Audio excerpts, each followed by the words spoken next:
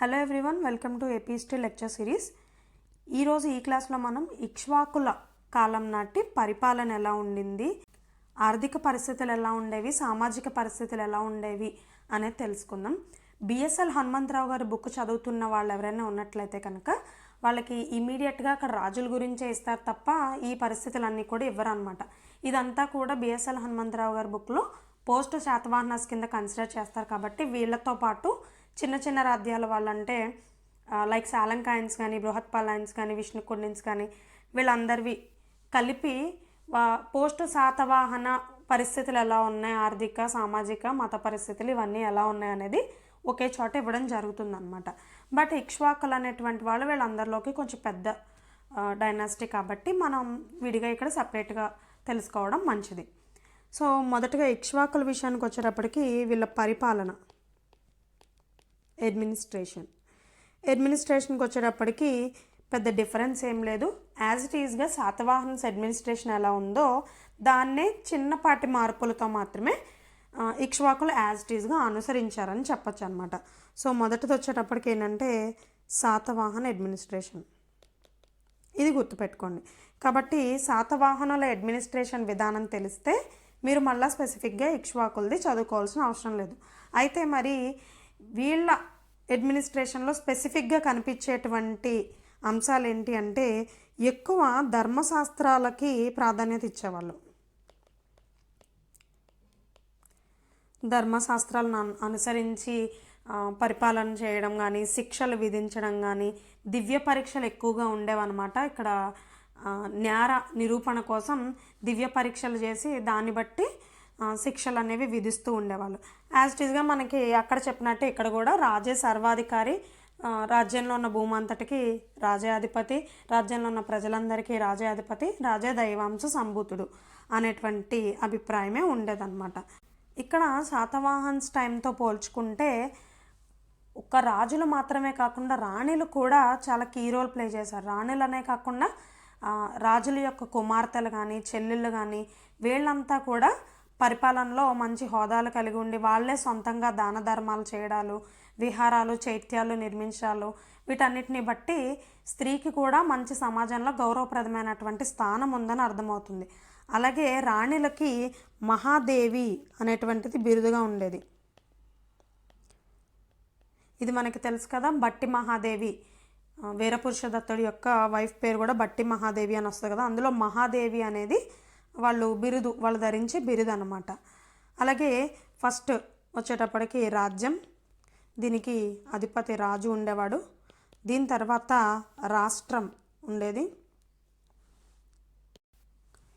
దీనికి వచ్చేటప్పటికి మహాతలవర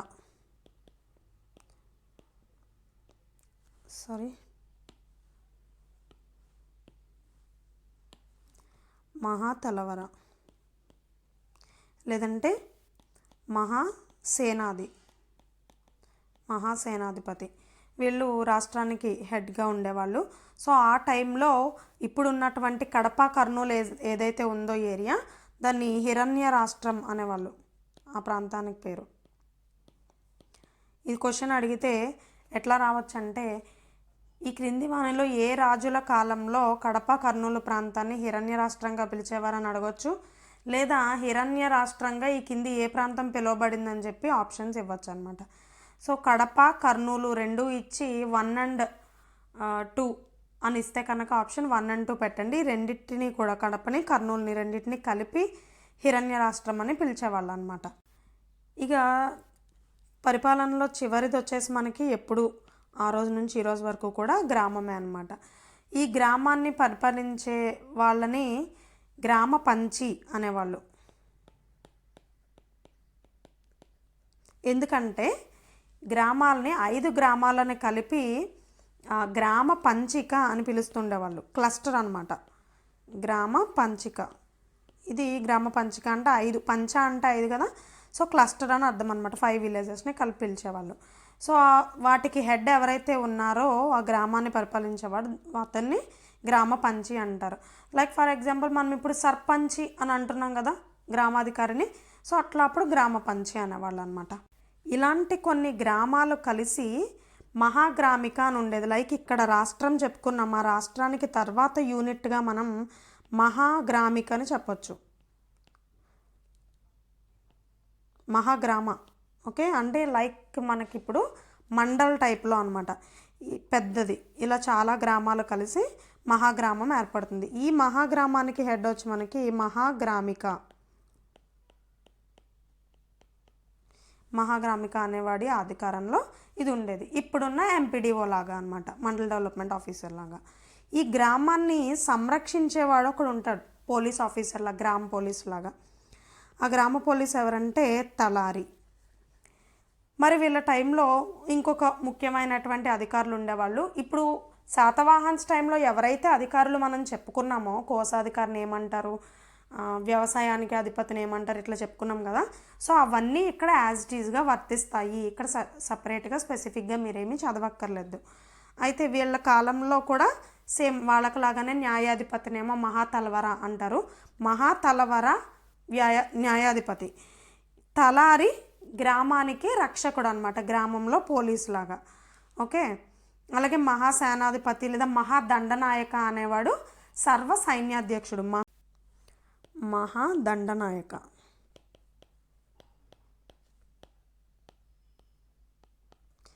దండు అంటే ఏంటి, సైన్యం, గుంపు, ఇలా కదా. సో దండనాయకుడు అంటే ఆ గుంపుకి, సైన్యానికి అధ్యక్షుడు అన్నట్టు. ఇక ఆర్థిక వ్యవస్థ. ఆర్థిక వ్యవస్థ కూడా సేమ్ మనకి శాతవాహన్స్ లాగానే ఉంటుంది. మనం ఎప్పుడన్నా సరే హిస్టరీలో చదువుకునేటప్పుడు రెండు రకాల ఆర్థిక వ్యవస్థలు చదువుకుంటాం. ఒకటి వ్యవసాయము, వ్యవసాయం నుంచి వచ్చినటువంటి ఎగుమతి దిగుమతుల మీద వచ్చినటువంటి ఆదాయము లేదా పన్నుల రూపంలో వచ్చినటువంటి ఆదాయము. రెండోది వర్తకము, వ్యవసాయం కాకుండా వ్యవసాయేతర వస్తువులు కానీ, చేతి వృత్తుల పనుల ద్వారా తయారు చేసినటువంటి ఐటమ్స్ కానీ, వీటన్నిటిని ఎగుమతి చేయడం లేదా లోకల్ సంతల్లో, అంగళ్ళల్లో విక్రయించడం, వీటి ద్వారా వచ్చినటువంటి ఇన్కము, అలాగే వాటిపైన వచ్చినటువంటి ట్యాక్స్ ఇన్కము. ఇలా రెండు రకాలు ఉంటాయి. మొదటగా వ్యవసాయాన్ని తీసుకుంటే భూమి శిస్తు అంటాం. భూమి శిస్తుని బాగా అని అంటాం. ఎందుకని, ఇందులో భాగం రాజుగారికి ఇచ్చేస్తున్నాం కాబట్టి బాగా అని అంటాం అనమాట. బాగా అంటే రాజుగారి భాగం అని అర్థం. ఇది ఎప్పుడు కూడా గుర్తుపెట్టుకోండి, 1/6 వంతు అనమాట వ్యవసాయ పన్ను ఎప్పుడు కూడా. దీనిలో రెండు రకాలు ఉంటాయి. ఒకటి మీకు తెలిసిందే, ధన రూపంలో ఇచ్చేది, వస్తు రూపంలో, ధాన్య రూపంలో ఇచ్చేది. ధాన్య రూపంలో ఇచ్చేదాన్ని మేయ లేదా మేయం అంటాం. దేయమేయం అని కూడా అంటారు. రాజుగారికి ఇచ్చేదాన్ని దేయమేయం అని అంటాం. ధన రూపంలో ఇచ్చేదాన్ని హిరణ్యకం అని అంటాం. హిరణ్యకం అంటే ధనం రూపంలో ఇస్తారు. ఈ పన్నుల గురించి ఏ శాసనంలో తెలుస్తుంది అంటే విసపట్టి శాసనం. విసపట్టి ఇన్స్క్రిప్షన్లో ఈ ట్యాక్స్ రెవెన్యూ విధానం గురించి అని చెప్పేసి ఇన్ఫర్మేషన్ అయితే మనకు తెలుస్తుంది, ఇక్ష్వాకుల కాలం నాటిది. అలాగే ఇప్పుడు విలేజెస్లో ఇప్పటికీ పశువులకి దూడలు పుట్టాయి అనుకోండి, జున్నుపాలు అవి ఆఫీసర్లకి, పై అధికారులకి, సర్పంచ్లకి తీసుకెళ్ళి ఇస్తూ ఉంటారు ఊరికే గౌరవంగా. అప్పట్లో ఏం చేసేవాళ్ళంటే ఇక్ష్వాకుల టైంలో జున్నుపాలనే కాకుండా దూడను కూడా, ఫస్ట్ టైం పుట్టినటువంటి మొదటి దూడని ప్రభువుకి ఇచ్చేవాళ్ళు అనమాట, రాజుగారికి సమర్పించేవాళ్ళు. ఈ విషయం మనకి మిరాసి అనే పండితుడు చెప్తాడు ఆయన రచనల ద్వారా. అలాగే వ్యవసాయాన్ని చేసేటువంటి రైతుల్ని హాలికులు అనేవాళ్ళు.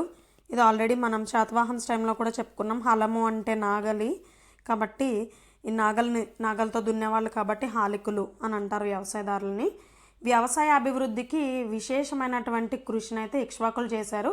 దానికి మనకి ఎగ్జాంపుల్ శ్రీశాంతమూలుడు. ఆయన వ్యవసాయం కోసం శతసహస్ర హలదాత అనే బిరుదు ఉంది ఆయనకి. 1000 నాగళ్ళనే దానం చేసినటువంటి వాడు అనేసి. అలాగే ఇంకో రకం పన్ను ఉంది, మీకు అందరికీ తెలిసిందే, వృత్తి పన్ను. దీన్ని కూడా ఇంతకు ముందు అనే పేరుతోనే కరుకర.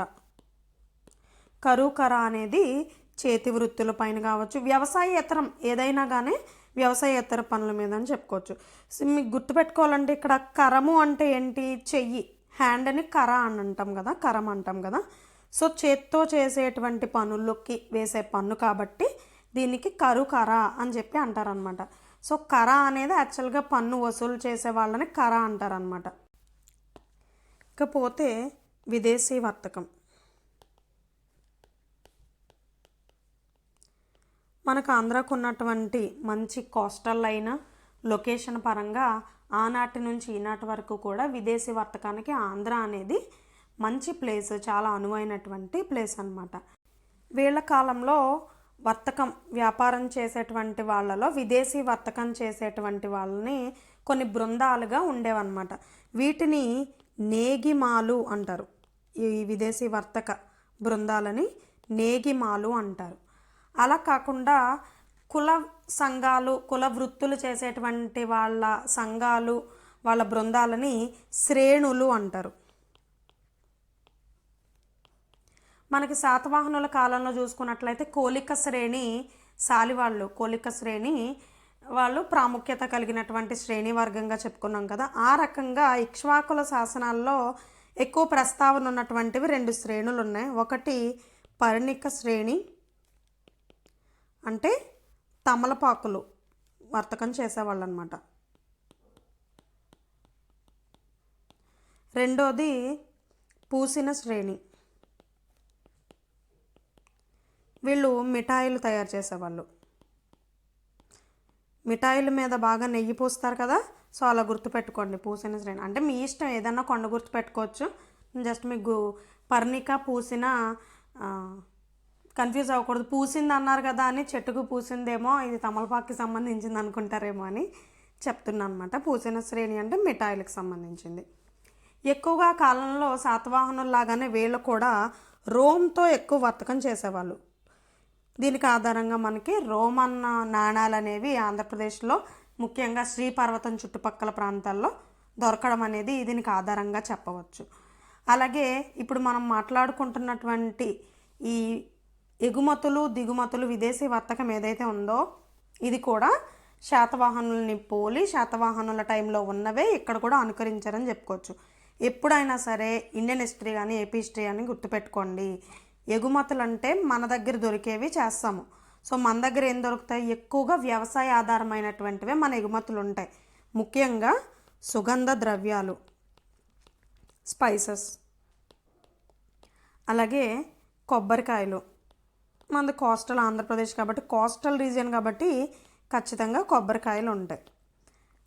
అలాగే నూలు, బ్లాక్ సాయిల్ ల్యాండ్స్ ఉన్నాయి విరివిగా ఆంధ్ర తెలంగాణ ఈ ప్రాంతం అంతని కాబట్టి. అలాగే మచిలీపట్నం లాంటి ఏరియాల్లో మనకి సన్నని బట్టలు కూడా తయారవుతున్నాయి కాబట్టి ఏమవుతుంది, నూలు వస్త్రాలు అనేది మనకు ఖచ్చితంగా మన ఎసెట్. అది కాటన్ అనేది, కాటన్కి అనువైనటువంటి సాయిల్ ఉంది మన దగ్గర కాబట్టి వీటన్నిటిని కూడా ఎక్స్పోర్ట్ చేయొచ్చు. అండ్ అలాగే ఇనుప ధాతువు, ముడి ఇనుము కూడా మన ప్రాంతాల్లో బాగా లభిస్తుందన్నమాట. సో కాబట్టి ఇనుమును కూడా ఎక్స్పోర్ట్ చేసేవాళ్ళు. మరి దిగుమతులు ఏం చేసేవాళ్ళు?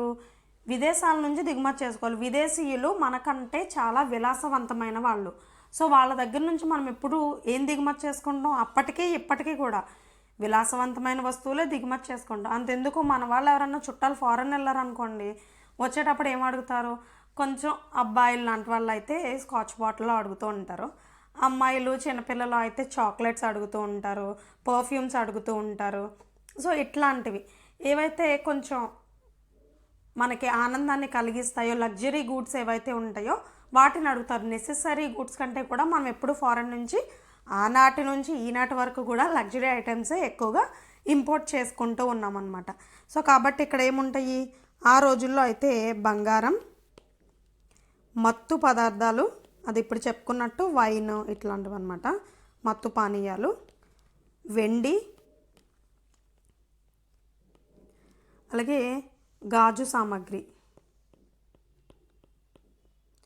డెకరేషన్ పర్పస్ కోసం కానీ చూడడానికి అందంగా కనిపించేందుకు కానీ గాజు, పింగాణి ఇటువంటివన్నీ కూడా మనం ఇంపోర్ట్ చేసుకునే వాళ్ళం అనమాట. సో ఎప్పుడైనా సరే మీకు ఆప్షన్స్లో క్వశ్చన్ అడిగి ఈ క్రింది వన్లో ఇక్ష్వాకులు అనొచ్చు, శాతవాహన్స్ అనొచ్చు, వేరే ఏ రాజ్యం అన్నా తీసుకోవచ్చు, వాళ్ళ యొక్క ఇంపోర్ట్ కానిదేంటి లేదా ఎక్స్పోర్ట్ కానిదేంటి అనేసి ఇచ్చేసి మీకు ఆప్షన్స్ ABCDEF అనేసి ఒక 4-5 ఇచ్చి పడేస్తారు. కింద ఆప్షన్స్ అన్నీ సిమిలర్గానే ఉంటాయి, ఏదో ఒక్కటి ఉండదో 2 ఉండవు అలా ఉంటాయి. అంటే లైక్ 1 2 3 4 5 ఉంటుంది, 6 ఉండదు ఇక్కడ. 1 2 3 5 6 ఉంటుంది, ఇక్కడ 4 ఉండదు. సో ఇలా ఇంచుమించు దగ్గరగా ఇస్తారు. అప్పుడు మీరు ఐడెంటిఫై చేయాల్సింది ఏంటంటే, ఒక్కసారి కన్ఫ్యూజ్ అవ్వకుండా అక్కడ మీరు ఎలిమినేట్ చేయలేనేమో, ఇలా ఇస్తే ఎలాగా అనుకోకుండా ఆలోచించండి. ఏదైతే మన దగ్గర విలాసవంతమైన వస్తువులు లేవో వాటిని దిగుమతి చేసుకుంటాం. ఏదైతే వ్యవసాయ సంబంధ ఉత్పత్తులు మన దగ్గర కొంచెం ఎక్కువ ఉండేటువంటి మైన్స్ లాంటివి ఉన్నాయో వాటిని ఎగుమతి చేస్తాం. ఈ రకంగా ఆలోచించి ఆన్సర్ని ఎలిమినేట్ చేయొచ్చు మీరు. ఏమంత పెద్ద కష్టమేం కాదు. అండ్ అప్పటి మనకి అనువైనటువంటి రేవు పట్టణాలు అనుకున్నాం. అటు పశ్చిమ తీరంలో రేవు పట్టణాలు, ఇటు తూర్పు తీరంలో కూడా రేవు పట్టణాలు అనేది మనకు అనువుగా ఉండేవి. పశ్చిమ తీరంలో వచ్చేటప్పటికి మనకి బరుకచ్చ, బరూచ్ అని కూడా అంటారు. బరూచ్, కళ్యాణి, అలాగే సోపారా, ఇవి పశ్చిమ తీరంలో ఉండేవి. తూర్పు తీరంలో వచ్చేటప్పటికి మసూలీపట్నం లేదా మచిలీపట్నం, దీన్నే మైసోలియా అని అంటారు. విదేశీ యాత్రికుల రచనల్లో మైసోలియా అని ఉంటుంది. మైసోలియా అన్న, మసూలీపట్నం అన్న, మచిలీపట్నం అన్న కూడా ఒకటే. కొన్ని చోట్ల అయితే బందర్ అని ఇచ్చినా కూడా ఆశ్చర్యపోక్కర్లేదు. బందర్ అన్న మచిలీపట్నం అన్న కూడా ఒకటే. సో ఇది ప్రధాన రేవు పట్టణాలు అనమాట. ఇక వీళ్ళ టైంలో ఉన్నటువంటి ట్యాక్స్ సిస్టమ్ గురించి మనకి ముఖ్యంగా వ్యవసాయ పన్నుల గురించి విసపట్టి శాసనం తెలియజేస్తుందని చెప్పాం. కానీ ఇప్పుడు కొన్ని గ్రామాలని రాజులు దానాలు ఇచ్చేవాళ్ళు, బ్రాహ్మణులకు కానీ శ్రమణులకు కానీ. సో అలా బ్రాహ్మణులకు ఇచ్చిన దానాలలో ఒక 18 రకాల పన్నులు మినహాయింపు ఉంది. 18 పన్నుల మినహాయింపు, ట్యాక్స్ ఎగ్జంప్షన్ అనమాట.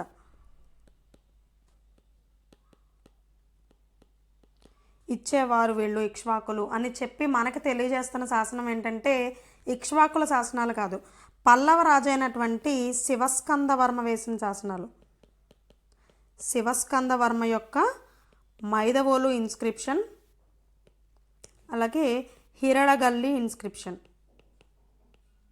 ఇంకా ఇక్ష్వాకులు ఎక్కడా చెప్పుకోలేదు, బట్ ఇలా ఉండేది అని చెప్పేసి వీళ్ళు చెప్పుకున్నారనమాట. ఎవరు? పల్లవులు చెప్పారు వీళ్ళ టైంలో ఎలా ఉండేదో. ఇకపోతే కాయిన్స్, నాణాల విషయానికి వచ్చేటప్పటికి వీళ్ళు 2 రకాలని చెప్పుకోవచ్చు. ఒకటి రాజుల పేర్లు, ఒకవైపు రాజుల పేర్లు ఉంటే రెండో వైపు వీళ్ళ రాజలాంఛనమైనటువంటి సింహం గుర్తు. ఒకటి గుర్తుపెట్టుకోండి, ఇక్షు అనేటువంటిది చెరుకు గెడ, కానీ అది వీళ్ళ రాజలాంఛనం కాదు.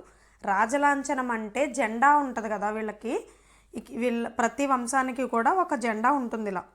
సో ఆ జెండా మీద వీళ్ళ అధికారిక లాంఛనం అనేది ఉంటుంది. అదే వీళ్ళు కాయిన్స్ మీద కూడా ముద్రించుకుంటూ ఉంటారు. అలాగే వీళ్ళ శాసనాలు అవి వేస్తూ ఉంటారు కదా, శాసనాలు, రాజాజ్ఞలు ఇలాంటివి ఉంటాయి కదా, వాటి మీద కూడా ఈ చిహ్నం ఉంటుందన్నమాట. రాయల్ సీల్ అంటాం దాన్ని. సో అది వచ్చేసి మనకి రాయల్ ఎంబ్లమ్ లేదా రాయల్ సీల్ వచ్చి మనకి సింహం. ఇక్షు అనేటువంటిది వీళ్ళ వంశానికి సంబంధించినటువంటి ఒక గుర్తు, దాన్ని జస్ట్ ఆరాధించేవారు అంతే. సో ఈ రెండిటికి డిఫరెన్స్ అది. సో సింహం గుర్తున్నటువంటి నాణాలు మనకి కృష్ణా, గుంటూరు, గోదావరి, పరివాహక ప్రాంతాలన్నింటిలోని కూడా చాలా విరివిగా లభించాయి. అండ్ సింహలాంఛనం ఉన్నటువంటి గుర్తుతో ఉన్నవి వీళ్ళే జారీ చేసి ఉన్నారని చెప్పేసి మనకు ఆల్రెడీ వీళ్ళ రాజలాంఛనం సింహం అని తెలిసింది కాబట్టి, ఏది శాసనాల ద్వారా. కాబట్టి ఇవి వాళ్ళకి చెందినవి అని మనకు అర్థమవుతుంది, ఇక్ష్వాకులకు చెందినవని. రెండోది రాజుల పేర్లు ఒకవైపు ముద్రించుకునేవాళ్ళు. ఇవి కాకుండా కొన్ని నాణాల పైన ఏనుగు బొమ్మ, అలాగే ఉజ్జయిని తోరణం, ఈ రెండు కూడా ఉండేవన్నమాట. ఇవి మనకి శాతవాహనస్ టైంలో కూడా ఉజ్జయిని తోరణంతో, ఉజ్జయిని చిహ్నంతో రిలీజ్ చేసినటువంటి కాయిన్స్ ఉన్నాయి. అండ్ ఇక్ష్వాకస్ టైంలో కూడా ఉన్నాయి. సో అది స్పెసిఫిక్గా అలా కామన్గా ఉన్నవి అడగరు, ఎక్కువ శాతం అడిగేందుకు ఛాన్స్ లేదు. ఎందుకంటే 2 ఆప్షన్స్ రైట్ అయ్యేందుకు అవకాశం ఉన్న క్వశ్చన్లు సాధారణంగా ఎగ్జామినేషన్లో అడగరు అనమాట. కానీ ఈ సింహం గుర్తున్నది మాత్రం అడిగేందుకు ఛాన్స్ ఉంటుంది. అలాగే శాతవాహనస్ టైంలో ఓడ గుర్తున్నది, తెరచాప గుర్తున్నవి, ఇట్లాంటివి అడిగేందుకు ఎక్కువ ఛాన్సెస్ ఉంటాయి అన్నమాట. ఏదైతే వెరైటీగా ఉంటుందో దాన్ని ఎక్కువ ఎగ్జామినేషన్లో పిక్ చేస్తారు. నెక్స్ట్ వీళ్ళ న్యాయ వ్యవస్థకి సంబంధించి చూస్తే మహాదండనాయకుడు అనేటువంటి ఆయన సర్వ సైన్యాధ్యక్షుడిగా ఉండేవాడు. మహాతలవర అనేటువంటి ఆయన న్యాయపాలనలో ముఖ్యమైనటువంటి ఆఫీసర్ అనమాట, హయ్యెస్ట్ జ్యుడిషియల్ ఆఫీసర్ మహాతలవర. కానీ అల్టిమేట్గా రాజే అత్యున్నత అధికారి, న్యాయపాలనలో రాజే అత్యున్నత అధికారి అనమాట. అల్టిమేట్ డెసిషన్ ఆయనదే. క్షమాభిక్ష పెట్టాలన్నా ఆయనే, శిక్ష కఠినమైన శిక్ష విధించాలన్నా ఆయనే. అయితే ఇక్కడ సెడిషన్కి చాలా పెద్ద నేరంగా భావించేవారు సెడిషన్ని, అంటే రాజ్యద్రోహం లేదా దేశద్రోహం. మరి శిక్షలు ఎలా నేరం నిరూపణ అయ్యేది అంటే, ఆరోపించబడినటువంటి ఎవరైతే నేరం ఆరోపించబడిన ఎక్యూజ్డ్ ఉంటారో వాళ్ళకి కొన్ని టెస్టులు పెట్టేవాళ్ళు. వీటిని దివ్య పరీక్షలు అనేవాళ్ళు. ఇవి 9 రకాల దివ్య పరీక్షలు ఉండేవి. మరి ఏమేంటి అవి అని అంటే కనుక, ఒకటి తులా దివ్య. ఈ తులా దివ్యలో ఏంటంటే ఒక తూకం ఉంటుంది. తులాభారం మీకు అందరికీ తెలిసిందే, పేరును బట్టి అర్థమవుతుంది. తులాభారం అంటే ఒక త్రాసు ఉంటుంది, వెయిట్. సో దాంట్లో ఒకవైపు ఈ నేరస్తుని కూర్చోబెడతారు, ఒకవైపు నేరం ఆరోపించబడినటువంటి ముద్దాయి ఎవరైతే ఉన్నారో వాళ్ళని కూడా కూర్చోబెడతారు. ఎవరి వైపు త్రాసు ఎక్కువ తూగిందో వాడే నేరం చేసినట్టు అనమాట. అఫ్కోర్స్ ఈ దివ్య పరీక్షలు ఇవన్నీ కూడా చాలాసార్లు ఎక్కువ సార్లు అన్ఫెయిర్గానే ఉంటాయి. బికాస్ ఇవేమీ అథెంటిక్ సోర్సెస్, రిలయబుల్ సోర్సెస్ ఏమీ కాదు. కానీ ఎటువంటి ఆధారం లేకుండా కూడా ఒక్కొక్కసారి నిరపరాధి కూడా అపరాధి అవ్వచ్చు. అపరాధి ఈ దివ్య పరీక్షల అడ్వాంటేజ్లో తప్పించుకుని కూడా తిరగచ్చు. సో కాబట్టి కొంచెం బరువు ఎక్కువ ఎవరు ఉంటే వాళ్ళు తూగుతారు. అందులో పెద్ద విషయం ఏముంది చెప్పండి. కానీ అలాంటి ఆప్షన్ ఏమీ వాళ్ళకు ఉండదన్నమాట. తులా దివ్య అంతే. ఒకవేళ ఇప్పుడు అగ్నిలో దూకమని ఎందుకన్నాడు శ్రీరాముడు? ఆమె పతివ్రత అయితే అగ్నిలో దూకినా కానీ కాలదు, ఆమె కాకపోతే అగ్నిలో దూకితే కాలుతుంది అన్నట్టుగానే పెట్టున్నారు కదా. సో ఇవి కూడా ఆ టైప్ ఆఫ్ పరీక్షలే అన్నమాట. నువ్వు నేరస్తుడు కాకపోతే నువ్వు పైకి తేలుతావు అన్నట్టు. ఓకే.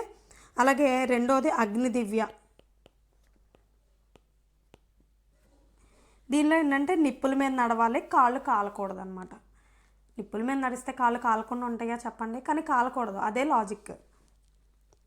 కాలు కాలని అనుకోండి వాడు నేరస్తుడు. నెక్స్ట్ జలదివ్య. దీంట్లో ఏంటంటే ఒక ఐటెంని, ఇది సపోజ్ ఇది చెరువు, నది ఏదో ఒకటి అనుకోండి, ఒక బరువైన ఐటెంనో లేదంటే ఖచ్చితంగా మునిగిపోయే ఐటెంనే వేస్తారు. ఇక్కడ నీళ్ళలో పడేస్తారు ఒక ఐటెంని పైనుంచి. వీడు కనుక నిరపరాధి అనుకోండి, దానిలోకి దూకి ఆ ఐటెంని తీసుకొని పైకి రావాలి ప్రాణాలతో. ఒకవేళ వాడు కనుక ఆ ఐటెంని ఫైండ్ అవుట్ చేయకపోయినా, వాడు పైకి తేకపోయినా వాడు దోష అన్నట్టు అర్థం అనమాట. నెక్స్ట్ విషదివ్య. ఈ విషదివ్యలో ఏంటంటే ఒక పాట్ ఉంటుంది. ఈ పాట్ లోపల పాము ఉంటుందన్నమాట. I'm not good at drawing, కొంచెం అడ్జస్ట్ కండి. సో ఈ పాము ఉంటుంది. ఈ పాముతో పాటు ఇక్కడ ఒక రింగ్ వేస్తారు, ఉంగరం. ఈ ఉంగరాన్ని వీడు ఈ పాము కాటేయకుండా జాగ్రత్తగా బయటికి తీయాలన్నమాట. ఇక్కడ ఒకటి ఇందులో చేయబెట్టింది అత ఆడు అయితే పాము ఖచ్చితంగా కాటేస్తుంది. కాటేసినా వాడు చస్తాడు, లేదంటే కాటేయకుండా భయపడి ముందే చేయి తీసేసినా శిక్ష తప్పదు. సో ఎలా అయినా సరే వాడికే నష్టం అనమాట ఈ విషదివ్య పరీక్షలో. అట్లా ఉంటుంది. నెక్స్ట్ కోశదివ్య. ఇది కొంచెం వెరైటీగా ఉంటుంది. దీంట్లో ఏంటంటే దేవతలు ఉంటారు కదా, దేవుళ్ళు ఉంటారు కదా, వాళ్ళ విగ్రహాలకి డైలీ అభిషేకం చేసి తర్వాత మళ్ళీ నీళ్లు పోసి మొత్తం అంతా కడిగి శుభ్రం చేస్తారు కదా. ఇదంతా ఒక సైడ్, ఆలయానికి ఒక సైడ్ నుంచి బయటికి వెళ్ళే అవుట్లెట్ ఉంటుంది. సో అవుట్లెట్ ద్వారా వచ్చినటువంటి నీళ్లు తాగి, లైక్ డ్రైనేజ్ లాగానేనండి, ఎందుకంటే వాళ్ళు పోసేది ఎంత ఇదైన వాటర్ అయినప్పటికీ కూడా రకరకాల ఫుడ్స్ వేస్తారు. అంటే లైక్ పంచామృతాల అభిషేకం అని చెప్పి అన్నీ కలిపేసేస్తారు. అండ్ ఇంకా రకరకాల పసుపు, కుంకుమ, గంధం, తేనె ఇలాంటివన్నీ చాలా వేసేస్తారు. అన్నీ కలిపేసి తర్వాత మళ్ళీ ఫైనల్గా వాటర్ వేస్తారు. ఇవన్నీ తాగి కూడా ఫుడ్ పాయిజన్ కాకుండా వాడు బతికి ఉండాలన్నమాట. సో అలా బతికుంటే వాడు నిర్దోషి అన్నట్టు. అండ్ ఆ విగ్రహాలు అనేవి సమ్టైమ్స్ మెటల్స్తో కూడా చేసి ఉంటారు కాబట్టి డిఫరెంట్ పంచలోహాలు ఇలాంటి లోహాలతో చేసి ఉంటారు. సో కాబట్టి వాటి వల్ల అతనికి ఏమీ నష్టం కలగకుండా హెల్దీగానే ఉంటే వాడు నిర్దోష అన్నట్టు అనమాట. ఆరోది వచ్చేసి తండుల దివ్య.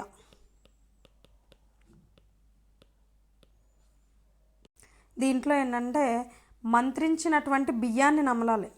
బియ్యం అంటే ఆల్రెడీ దానికి మంత్రాలు ఇచ్చి కొన్ని రకాల పూజలు నిర్వహించి వాడికి ఇస్తారనమాట మంత్రించిన బియ్యాన్ని. అది వాడు హ్యాపీగా నమిలి మింగేసి డైజెస్ట్ చేసుకోగలిగితే ఓకే, అది నిర్దోష అన్నట్టు. లేదనుకోండి దానివల్ల వాడికి ఏమన్నా వికటించి ఇదైందనుకోండి వాడు దోష అన్నట్టు అనమాట. నెక్స్ట్ 7వ వచ్చి తప్త మస్క దివ్య.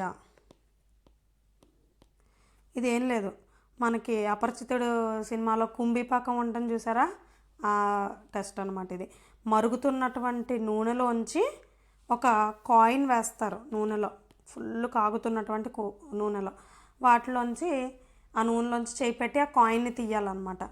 సో అది తీసినా నిర్దోషే, తీస్తే నిర్దోషి ఎలాగో, కానీ చేయగలిపోద్ది.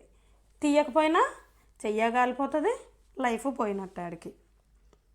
సో ఈ టెస్టులన్నీ కూడా చూడండి మీరు, 2 రకాలు ఉన్నాయన్నమాట. తీసినా నష్టమే, తీయకపోయినా నష్టమే అన్నట్టే ఉన్నాయి సగం వరకు టెస్ట్లో. నెక్స్ట్ ఫలదివ్య.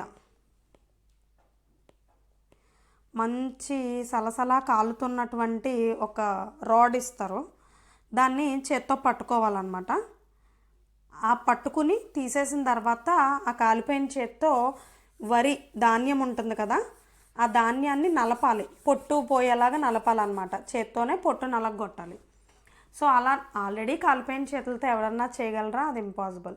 ఒకవేళ వాడు పొట్టు నలగొట్టలేదు అనుకోండి, వాడు దోషి అన్నట్టు, మనకు తెలిసిందే కదా.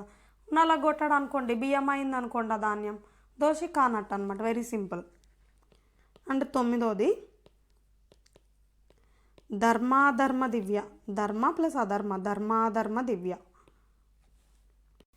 ఇదే కొంచెం మిగిలిన అన్నిటికన్నా కొంచెం మానవికంగా ఉంది చెప్పాలంటే. మిగిలినవన్నీ కొంచెం బాడీకి హామ్ చేసేవే, బట్ ఇది ఒకటి కొంచెం బెటర్. ఇదేంటంటే ఒక 2 పాట్స్ ఉంటాయి, 2 కంటైనర్స్ అనుకోండి, క్లోజ్డ్ ఉంటాయి, ట్రాన్స్పరెంట్గా ఉండవు ఇవి. సో వీటిల్లో ఒక దాంట్లో ధర్మమూర్తి విగ్రహము, రెండో దాంట్లో అధర్మమూర్తి విగ్రహం అని 2 విగ్రహాలు 2 బొమ్మలు పెడతారు. ఈ నేరం ఎవరి మీద అయితే అక్యూజ్డ్ ఉన్నారో వాడు ఈ రెండిట్లో ఒకదాన్ని చూస్ చేసుకోవాలన్నమాట. ఒకవేళ ఇన్ కేస్ వాడు ధర్మమూర్తి విగ్రహం చూస్ చేసుకుంటే వాడు నిర్దోషి అన్నట్టు, వాడు నేరం చేసినా కూడా. ఒకవేళ వాడు అధర్మమూర్తి విగ్రహం తీసుకుంటే వాడు నేరం చేయకపోయినా కూడా దోష అన్నట్టు. Depending upon the luck, only luck factor ఉండాలి ఇక్కడ, అంతే. నెక్స్ట్ వీళ్ళ టైంకి వచ్చేటప్పటికి సాహిత్యం ఎలా ఉంది, లిటరరీ వర్క్స్, లిటరేచర్.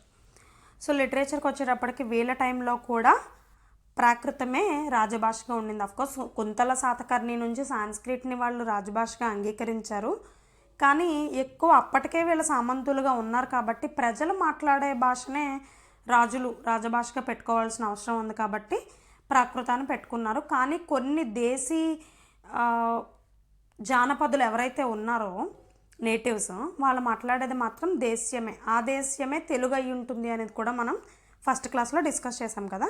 ఏదేమైనప్పటికీ ప్రాకృత్ అనేది జనరల్గా పీపుల్స్ లాంగ్వేజ్ అంటారు. సో అట్లా వీళ్ళ భాష వచ్చేటప్పటికి ప్రాకృతం. కానీ వీళ్ళు వేసిన శాసనాల్లో యెహోవాల శాంతమూలుడు అనేటువంటి రాజు వేసిన శాసనాలు మాత్రం ప్రాకృత్ అండ్ సాంస్క్రిట్ రెండిట్లో ఉన్నాయి. ముఖ్యంగా సాంస్క్రిట్ శాసనాలని వేసే కల్చర్ అనేటువంటిది అతని నుంచే స్టార్ట్ అయిందని కూడా మనం చెప్పుకున్నాం. అతను మాత్రమే కాదు, అతని సేనాధిపతి అయినటువంటి ఎలిసిరి లేదా ఎలిస్రి, ఈయన కూడా సర్వదేవ శాసనం అనేటువంటిది వేస్తాడు. ఇది కూడా సాంస్క్రిట్లోనే ఉంది. ఓకే, అలాగే వీళ్ళ కాలానికి సంబంధించినటువంటి మనకి తెలుస్తున్నటువంటి ఆధారం ముఖ్యంగా జైన ధర్మామృతం. ఇది కన్నడ లిటరేచర్ అనమాట, కన్నడ బుక్. ఇది జైన గ్రంథమైనటువంటి ధర్మామృత. దీంట్లోనే వీళ్ళు తిథులు, వారాలు, నక్షత్రాలు అంటే లైక్ డేట్స్ అనుకోవచ్చు, డేట్స్ని మెన్షన్ చేసేవాళ్ళు శాసనాల్లో కానీ వీళ్ళ రచనల్లో కానీ డేట్స్ని వాడడం అనేది ఇక్ష్వాకులు స్టార్ట్ చేశారు అనేటువంటిది తెలుస్తుందన్నమాట. అండ్ సంస్కృత రచనలు అనేవి కూడా వీళ్ళ టైం నుంచే మెల్లమెల్లగా స్టార్ట్ అయ్యాయి. ఓకే,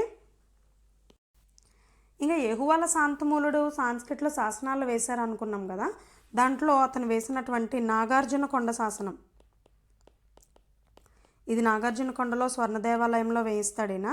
ఇది ఓన్లీ ఆంధ్రాలోనే కాకుండా ఎంటైర్ సౌత్ ఇండియాలోనే మొట్టమొదటి సంస్క్రిట్ ఇన్స్క్రిప్షన్ అనమాట. ఇది యెహువల శాంతమూలుడు వేశాడు.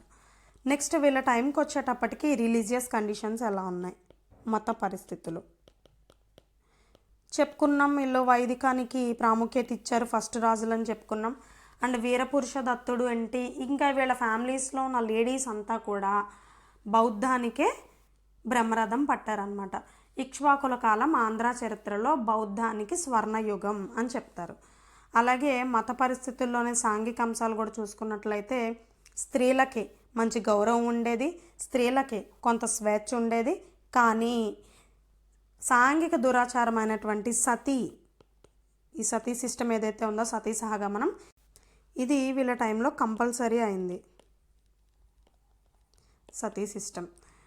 అలాగే వీళ్ళ టైంలోనే ఒక క్రీడా వేదిక నాగార్జున కొండలో బయటపడింది అనమాట. క్రీడా వేదిక, దీన్నే యాంపి థియేటర్ అని అంటారు, యాంపి థియేటర్. ఇటువంటి క్రీడా వేదిక మళ్ళీ ఇక్ష్వాకులకు ముందు కానీ ఇక్ష్వాకుల తర్వాత కానీ, నాట్ ఓన్లీ మన ఆంధ్రప్రదేశ్ హిస్టరీ, ఎంటైర్ ఇండియన్ హిస్టరీలోనే, ఈవెన్ మౌర్యాస్ కానీ సుంగులు కానీ ఎవరి పీరియడ్లోది కూడా ఇలాంటి యాంపీ థియేటర్ అనేది భారతదేశ చరిత్రలోనే బయటపడలేదన్నమాట. ఇదే ఫస్ట్ టైం ఇక్కడే లభ్యమైంది క్రీడావేదిక. ఓకే, అలాగే శైవిజం, వైష్ణవిజం ఈ రెండు కూడా ఆల్రెడీ శాతవాహన్స్ టైంలోనే బాగా ప్రాశస్త్యం పొందాయి. వీళ్ళ టైంలోనే ఇక్ష్వాకులు మతానికి చేసిన కాంట్రిబ్యూషన్, అతిపెద్ద కాంట్రిబ్యూషన్ ఏంటంటే ఫస్ట్ టైం హిందూ దేవాలయాల నిర్మాణం అనేటువంటిది స్టార్ట్ చేసింది ఇక్ష్వాకులే అనమాట. ఓకే, టెంపుల్స్ అనేవి వీళ్ళే మొత్తం ఆంధ్రప్రదేశ్ చరిత్రలో ఫస్ట్ టైం కట్టించారు. అలాగే మొదటి శ్రీశాంతమూలుడు మనకి అశ్వమేధ, వాజపేయ, అగ్నిహోత్ర ఇలాంటి యాగాలన్నీ కూడా చేశాడు. అది మాత్రమే కాకుండా ఇక్కడ ఉన్న బ్రాహ్మణులు సరిపోరని నార్త్ ఇండియా నుంచి బ్రాహ్మణులందరినీ రప్పించి వాళ్ళకి ఇక్కడ భూములన్నీ దానం చేశాడు అనమాట. వాళ్ళే ఇక్కడ ఆల్రెడీ ఎప్పటి నుంచో పాతుకుపోయి ఉండుండొచ్చు కూడా, మన కమ్యూనిటీలో కలిసిపోయి ఉండొచ్చు, మనకు తెలియదు కదా. ఇక్కడ మనోళ్ళు ఏంటంటే ఆయన వాళ్ళ కాకులు కాళ్ళకి కంచాలు అన్నట్టు మనోళ్ళు ఊరికే ఆంధ్ర వాళ్ళని అలాగా. సో పక్క నుంచి పిలుచుకొచ్చి మరి ఇక్కడ దానాలు చేశాడు అనమాట. అఫ్కోర్స్ మంచి విషయమే, మనకి ఎక్కువ అయిపోయి భూములు అప్పుడు ఏం చేయాలో తెలియక ఏం చేస్తారండి, దానం చేశారనమాట. ఇక్కడ విష్ణువుని వీళ్ళ టైంలో నరసింహావతారంలో పూజించారు.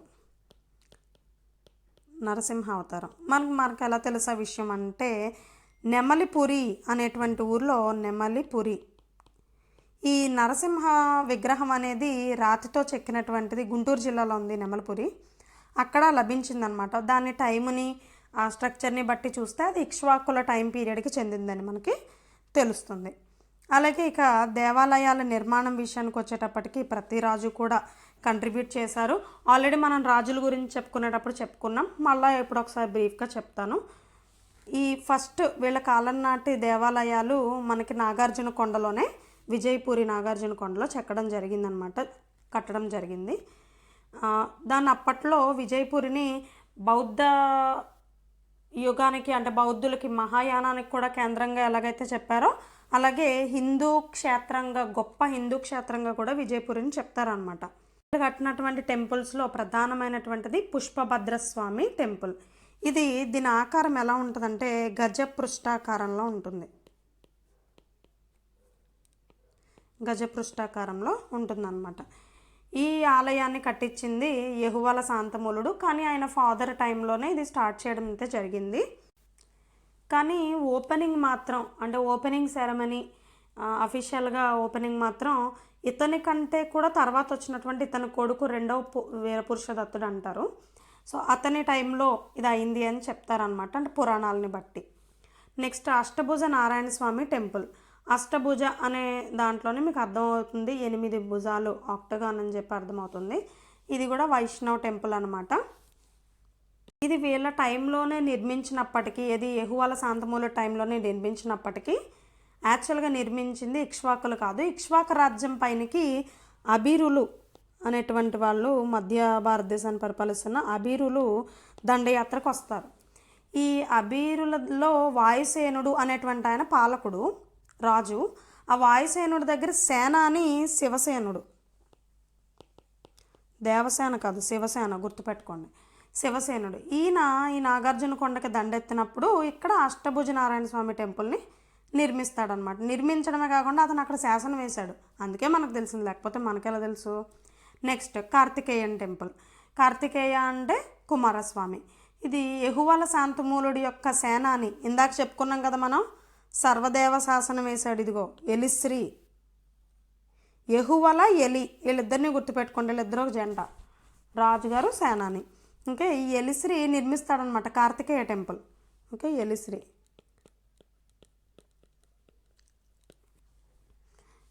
ఇది యాక్చువల్గా ఇది శివాలయం అనమాట. కుమారస్వామికే సర్వదేవ అనే పేరు. ఈ టెంపుల్ నిర్మించిన టైంలోనే ఈయన టెంపుల్ దగ్గర సర్వదేవ శాసనం అనేటువంటిది వేస్తాడు సాంస్క్రిట్లో. ఓకే, ఇప్పుడు అర్థమైంది కదా. నెక్స్ట్ వీళ్ళ యొక్క ఫీమేల్ డైటీ గాడెస్ వచ్చి హారితి దేవత. ఈమెని పిల్లల సంరక్షణలుగా పిలుస్తారు, మాతృదేవత అనమాట. ఈ మాతృదేవత ఆరాధన అనేది ఆంధ్ర చరిత్రలో మొదటి మాతృదేవత హారితి. ఓకే, కొన్ని పుస్తకాల్లో హారతి అని ఉంటుంది, యాక్చువల్ నేమ్ అయితే హారితి. సో ఈమెనే మన ఆంధ్రాలో మొదటి ఫీమేల్ గాడెస్ అనమాట. ఇక వీరగల్లుల పూజ ఇంపార్టెంట్. ఇది వీరగల్ సంప్రదాయం లేదా వీరగల్లుల పూజ అని అంటారు. ఇది తీసుకొచ్చింది మన ఇక్ష్వాకులు. ఇది చాలా ఇంపార్టెంట్, క్వశ్చన్ కూడా అడిగేందుకు అవకాశం ఉంది, చాలాసార్లు అడిగారు. వీరగల్లుల పూజ అంటే ఏంటి అంటే, యుద్ధంలో లేదా దండయాత్రలో మరణించి వీరమరణం పొందినటువంటి సైనికులు ఎవరైతే ఉన్నారో వారి గుర్తుగా ఇప్పటికీ మనం చనిపోయిన పోలీసులు అమరవీరుల స్మారకంగా స్తూపాలు నిర్మిస్తూ ఉంటాం. అమరవీరుల స్తూపం అని చెప్పి ప్రతి టౌన్లో ప్రతి ఊర్లో కూడా ఉంటూనే ఉంటాయి కదా. సో వాళ్ళని స్మరించుకుంటూ ఉంటాం మనం. సో ఆ రకంగా స్మరించుకునే పద్ధతి అనేది యాక్చువల్గా మన ఆంధ్రాలో ప్రవేశపెట్టింది ఇక్ష్వాకులు అనమాట. అక్కడ నుంచే మనం ఇప్పుడు నిర్మించుకుంటున్నటువంటి ఆచారం అనేది వచ్చింది. సో ఈ శిలలు నిర్మించి వాళ్ళ కోసం వాటికి ప్రత్యేకంగా శిలలకి పూజలు చేసేవాళ్ళు అనమాట, శిలా ఫలకాలకి. అలాంటి శిలాఫలకాలు నాగార్జున కొండలో చాలా లభించాయి అన్నమాట. కాబట్టి వాటిని ఆ పూజనే వీరగల్లుల పూజ అని అంటారు. ఇది హిందూ మతానికి సంబంధించింది. ఇక బౌద్ధ మతం గురించి ఆల్మోస్ట్ మనం రాజుల గురించి చెప్పుకునేటప్పుడు మొత్తం చెప్పేసుకున్నాము. ఇందులో వీరపురుష దత్తుడి కాలమేమో బౌద్ధానికి స్వర్ణయుగంగా చెప్తాము. అండ్ అలాగే నాగార్జున కొండ కేంద్రంగా ఫస్ట్ ఫేజ్లోనేమో మహాయానం వర్ధిల్లింది. యాక్చువల్గా ఇది మహాయానం అనేది మనకి శాతవాహన్స్ టైంలోనే బాగా ప్రాశస్త్యం పొందింది, బికాజ్ అక్కడ ఆచార్య నాగార్జునుడు ఉండేవాడు కాబట్టి. అండ్ తర్వాత దశలో ఇది హీనయానం వైపుకి తిరిగింది. హీనయానం అనేది యాక్చువల్గా ఒరిజినల్ బుద్ధుడి యొక్క బోధనలని వాటిని అనుసరిస్తారు. వీళ్ళు విగ్రహారాధన చెయ్యరు, వీళ్ళు విగ్రహారాధన చేస్తారనమాట. వీళ్ళకి చైత్యాలు ఉంటాయి మహాయాన వాళ్ళకి. హీనయానాస్కి అవేమి ఉండవు. ఒకవేళ చైత్యం ఉన్నా కూడా హీనయానాల్లో జస్ట్ విగ్రహాలు లేకపోతే ఏదో వస్తువుల్ని వాటిని పూజించరు. జస్ట్ అక్కడ ధ్యానం చేసుకుని బుద్ధుడు చెప్పిన వాటినే స్మరించుకుంటూ ఉంటారు తప్ప పూజించరు అనమాట. అది డిఫరెన్స్ వీళ్ళిద్దరికి. యాక్చువల్గా ఒరిజినల్ బుద్ధిజం అనేది హీనయానం అనమాట. తర్వాత డెవలప్ చేసిన అప్డేటెడ్ వెర్షనే మహాయాన. అలాగే వీళ్ళ టైంలో ఇతరత్ర చాలా శాఖలు ఉండేవి. వాటిలో నికాయ శాఖ అనేటువంటిది ఒకటి ఉంది. నికాయ శాఖ ఏంటి అంటే మంత్రాల రూపంలో చదవడం అన్నమాట. ఈ బౌద్ధ సూక్తులు, బౌద్ధ కథలు ఇవన్నీ మంత్రాల రూపంలో అధ్యయనం చేయడం అనేది ఈ శాఖ ఇంట్రడ్యూస్ చేసింది. అది దీని స్పెషాలిటీ. అలాగే అదే టైంలో మనకి ఇక్కడ వజ్రయానం కూడా డెవలప్ అయింది. ఈ వజ్రయానం అంటే బుద్ధిజంలో మరీ మడిగట్టుకుని ఉండకుండా సెక్షువల్ డిజైర్స్ కూడా తీర్చుకోండి అని చెప్పేటువంటి పద్ధతి ఇది. అలా కాకుండా మరలా ఈ మహాయానంలో కొన్ని శాఖలు బయలుదేరినాయి. అన్నీ కూడా ఆంధ్రాలోనే డెవలప్ అయ్యాయి. ఒకటి అపర మహాశైలక, ఓకే. రెండోది బహుశ్రుతీయ,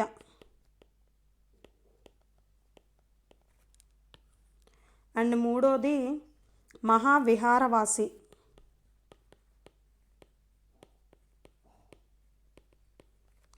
బహుశా ఆ మహావిహారం ఏదైతే ఉందో మనకి పరావత మహావిహారం, అక్కడ ఉండేటువంటి కమ్యూనిటీనే ఈ మహావిహారవాసి అయి ఉండొచ్చు. అలాగే మహాశాసన. ఈ 4 శాఖలు కూడా ప్రధాన శాఖలుగా మహాయానం నుంచి సబ్ గ్రూప్స్ అన్నమాట ఇవన్నీ కూడా అలా బయలుదేరాయి. అలాగే ఈ స్త్రీలు ఎవరైతే ప్రముఖ పాత్ర వహించారో వాళ్ళందరూ కూడా శాంతిశ్రీ. కానీ శాంతిశ్రీ ఏమో పారావత మహాచైత్యానికి పునర్నిర్మించింది, దాన ధర్మాలు చేసింది ఆవిడ. అలాగే అటవీ శాంతిశ్రీ వీరపురుష దత్తుడి యొక్క చెల్లెలు అనమాట ఈవిడ. అటవీ శాంతిశ్రీ అంటే శ్రీ శాంతమూలుడికి కుమార్తె. ఈమె కూడా పుట్టినింటికి మెట్టినింటికి మేలు జరగాలని చెప్పేసి మహాచైత్య నిర్మాణానికి ఒక ఆయక స్తంభాన్ని వేయించి అక్కడ శాసనం వేయించింది. అలాగే వీరపురుష దత్తుడి కూతురు కొండబలిశ్రీ, అలాగే శ్రీశాంతమూలుడికి ఉన్నటువంటి శాంతిశ్రీ కాకుండా ఇంకో చెల్లెలు హర్మశ్రీ, ఈమె కూడా వేయించింది. అంటే వీరపురుష దత్తుడి యొక్క అత్తగారు అనమాట. ఈమె కూడా అల్లుడు బాగుండాలని చెప్పి కోరుకొని ఒక ఆయక స్తంభాన్ని నిర్మించింది. బట్టి మహాదేవి వీరపురుష దత్తుడి యొక్క వైఫ్. ఈమె కూడా బహుశ్రుతీయ శాఖకు ఈమె. ఇది గుర్తుపెట్టుకోండి, ఇలాంటివే స్పెసిఫిక్గా ఉన్నాయి అడుగుతారు. బహుశ్రుతీయ శాఖకి ఈమె దాన ధర్మాలు చేసి ఆశ్రమాన్ని కట్టించింది. వీళ్ళందరికన్నా ముఖ్యంగా ఉపాసిక బోధిశ్రీ. ఓకే, ఈమె ఉపాసిక బోధిశ్రీ శాసనం కూడా వేసిందనమాట. ఆమె పేరుతోనే జారీ చేసింది. సో బాగా ధనవంతుడైనటువంటి ఒక ఆయన కుమార్తె ఈమె, రేవంతుడు అనేటువంటి ఆయన కుమార్తె. ఈమె బౌద్ధ సన్యాసిని అనమాట. అందుకని ఈమె పేరు మీదే బౌద్ధ సన్యాసులని ఉపాసికలు అని అంటారు. వీళ్ళ టైంలో జైన మతం కూడా అక్కడక్కడ జాడలు కనిపిస్తాయి మనకి. ఎక్కడ అంటే గోదావరి జిల్లాలో ఉంటే బాగా తెలిసిన పేర్లే ఇవన్నీ. ముఖ్యంగా గోదావరి జిల్లాలోనే ఉంటాయి. ఏంటంటే పెనుగొండ. ఈ పెనుగొండ అనంతపురం జిల్లాలో పెనుగొండ కాదండి, వెస్ట్ గోదావరి జిల్లాలో ఉన్నటువంటి పెనుగొండ. అలాగే పిఠాపురం, కాకినాడ దగ్గర ఉంటుంది ఇది పిఠాపురం అనేది. నేదునూరు, ఇది అమలాపురం దగ్గర ఉంటుంది నేదునూరు. నెక్స్ట్ తాటిపాక, ఇది కూడా అక్కడే. ఆర్యవటం, ఇది కూడా కాకినాడ దగ్గరే. దీన్నే ఆరాటం అని అంటారు అనమాట అటు సైడ్, అంటే వాడుకలో. నెక్స్ట్ ద్రాక్షారామం, భీమేశ్వర స్వామి టెంపుల్ పంచారామాల్లో ఒకటి తెలుసు కదా. ఇవన్నీ కూడా ప్రముఖ జైన కేంద్రాలుగా ఇక్కడ వర్ధిల్లాయి. ముఖ్యంగా ఆర్యావటం. ఇక్కడ 6 తీర్థంకర్ల విగ్రహాలు 3వ శతాబ్దానికి దొరికాయి అన్నమాట. 3వ శతాబ్దంలో వేసినటువంటి విగ్రహాలు 6 జైన తీర్థంకరుల విగ్రహాలు దొరికాయి అన్నమాట ఆర్యావటంలో.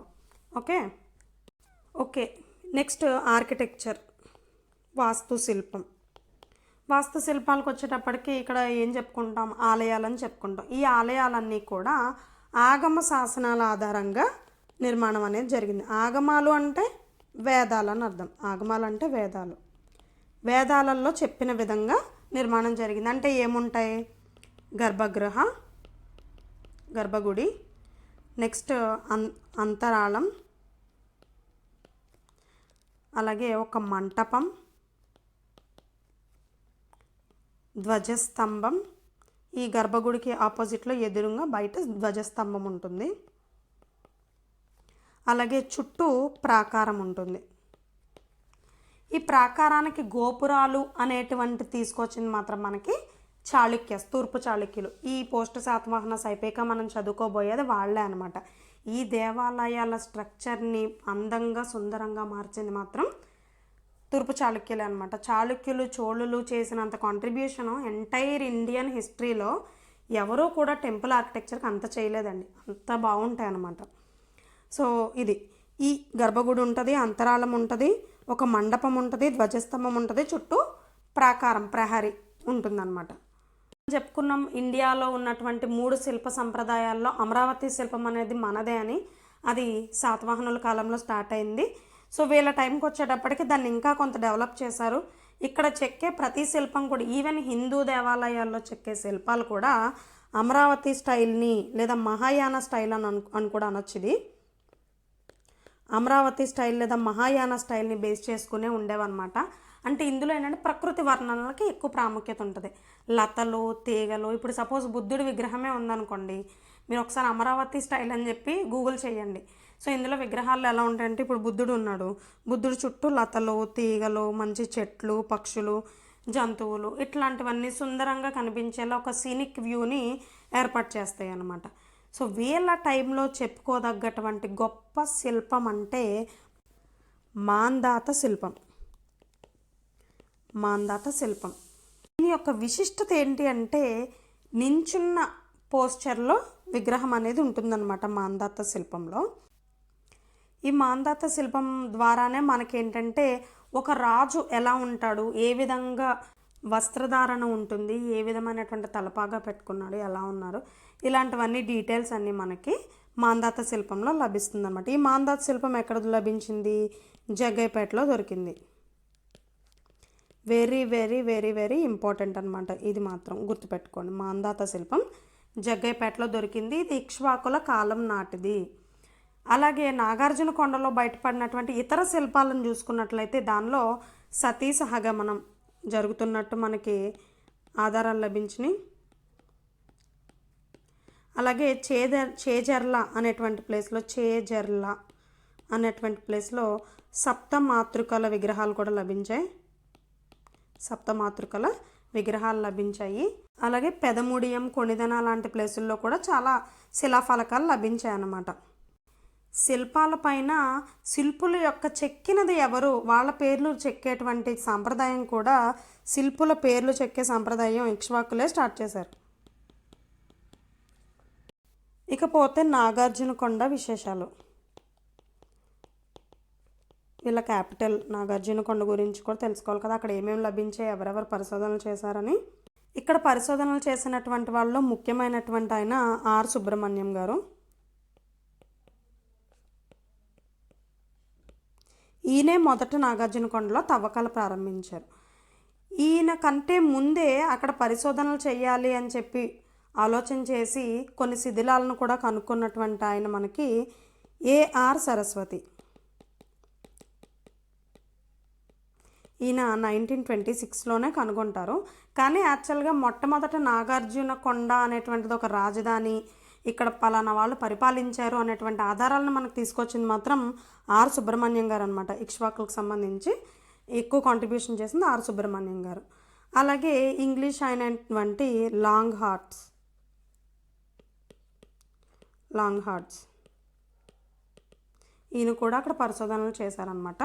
అలాగే రామచంద్రన్ గారు కూడా చేశారు. సో ఆల్రెడీ మనం ఇప్పటిదాకా డిస్కస్ చేసుకున్నటువంటి అన్నిటిలోని కూడా నాగార్జున కొండ గురించే ప్రతిదీ ప్రస్తావించుకుంటూ వచ్చాం. ఒకటి, ఇక్కడ బుద్ధుడి యొక్క ధాతుగర్భ స్తూపం ఇక్కడ ఉందన్నమాట. ధాతుగర్భం అంటే ఏంటి? డైరెక్ట్గా బుద్ధుడి యొక్క అస్థికల మీద స్తూపం నిర్మించారు. ఓకే, దాన్ని ధాతుగర్భితాలు అంటారు. డైరెక్ట్ బుద్ధుడిదే.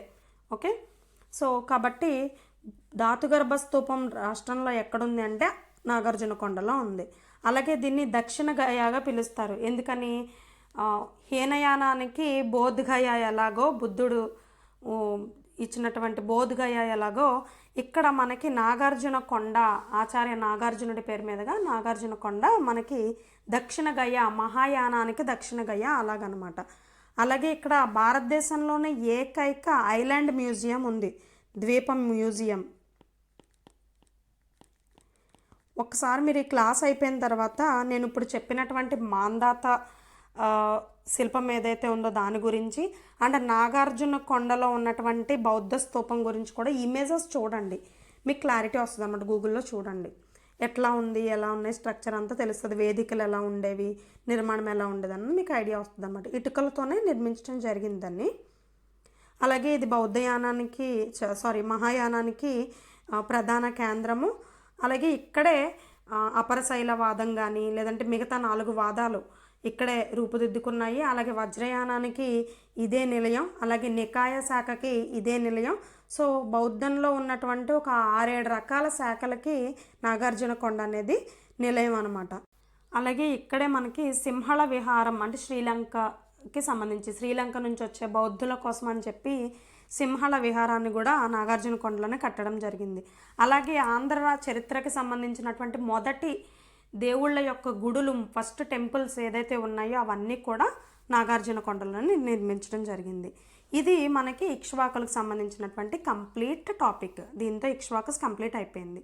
నెక్స్ట్ క్లాస్లో మనం బృహత్ పలాయన్స్ అండ్ సాలంకాయన్స్ గురించి డిస్కస్ చేద్దాం. Thank you.